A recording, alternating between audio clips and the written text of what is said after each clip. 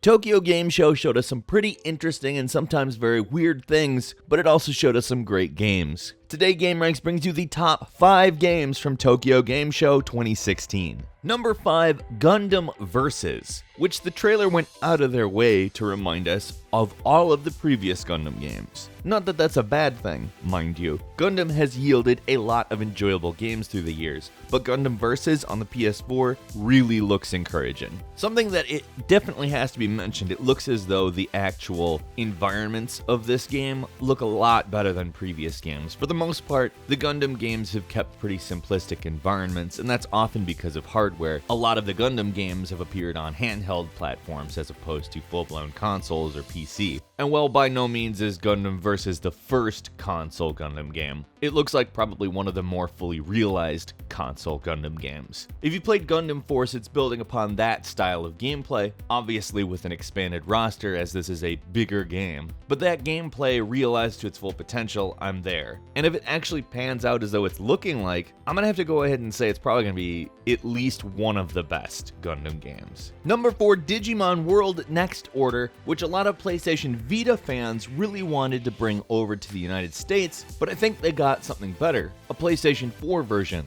that doesn't exist in Japan. They literally ported it to the PlayStation 4 in order to bring it over here. And I have to say, I really approve of this. Nothing against the PlayStation Vita, it's actually a great handheld. And as hardware, I like it more than the 3DS, flat out. But it just doesn't have the install base here to make stuff like this as worthwhile as it could be. Fortunately, Digimon World Next Order is something you'll be able to get for your PlayStation 4. The battles kind of resemble Final Fantasy XIII's paradigm system, where it's an AI battle system that you issue strategic commands. It has a fairly standard Digimon story, and I don't think a lot of people come to it for the story. It's just that these are fun, colorful games that have an interesting manner of handling battles and offers a lot of depth as far as gameplay. Number 3, Capcom is releasing a game called Bakahaza, which is a pixel art remake of Resident Evil with characters from the Shonen Bakabon, which is a manga series in Japan. Now, I don't really know anything about that,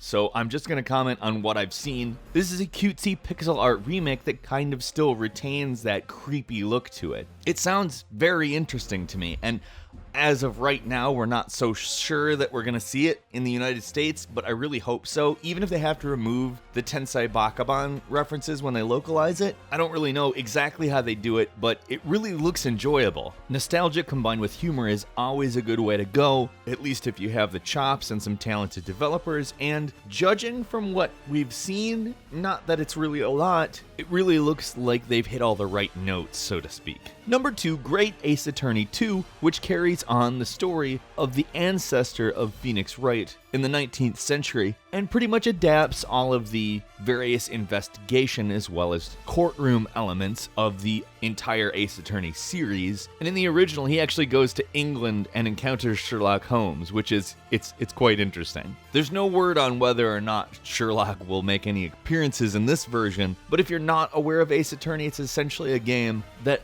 requires analytical skills and sometimes a good sense of humor to figure out various mysteries from both an investigation and courtroom perspective. They're fun as hell, and frankly, I can't wait for more of them. And finally, number 1, Earth Defense Force 5, which the previous was brought over here to America as Earth Defense Force 2025, because there hadn't really been a series up until that point. The game is just a really weird monster attack world, I guess simulator, but it's not a simulator of any kind. It's a goofy game. But the gameplay itself is actually very compelling, and the scale of the wars in it, at least in the previous version of it, are actually quite large. The monsters were also very cool as well, and I expect that having the ability to do this game on next-gen hardware is essentially going to be a massive upgrade. They'll probably add some gameplay elements as well, but I'm more excited for just playing it on something that's a little bit more capable than the PlayStation 3 and the Xbox 360. And if you know me, you know I love weird. This is weird.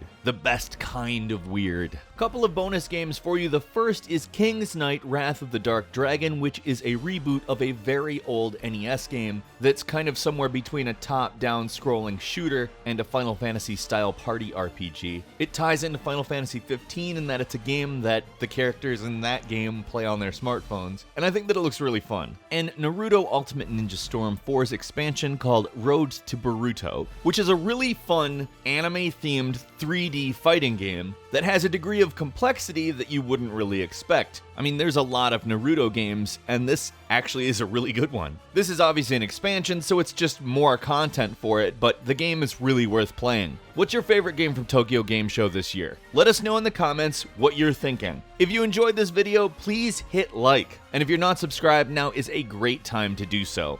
As always, we thank you very much for watching this video. I'm Falcon. You can follow me on Twitter at FalconTheHero, and we'll see you next time right here on gameranx.